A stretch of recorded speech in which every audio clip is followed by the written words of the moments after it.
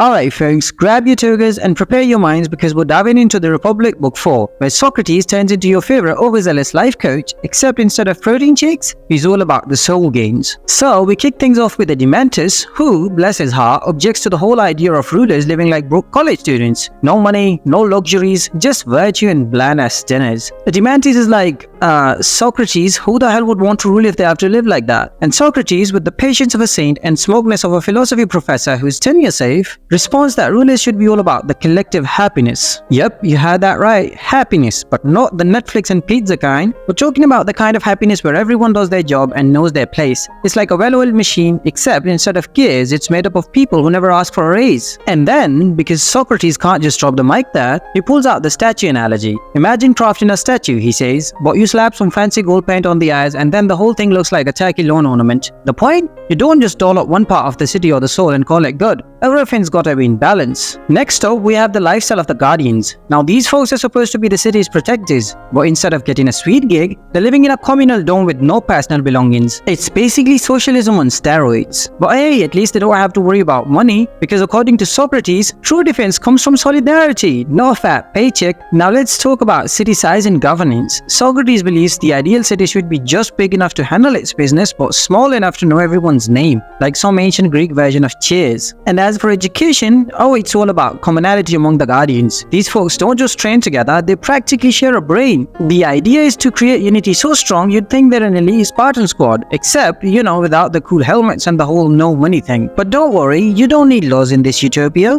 Why? Because if everyone's properly educated and virtuous, they'll just do the right thing, right? Now, let's break down the virtues in the city and individuals. Socrates defines 4: wisdom, courage, moderation, and justice. These aren't just for the city but for everyone, down to the lowest craftsman. Because nothing says justice like forcing a shoemaker to stick to his shoes, right? But wait, it gets deeper.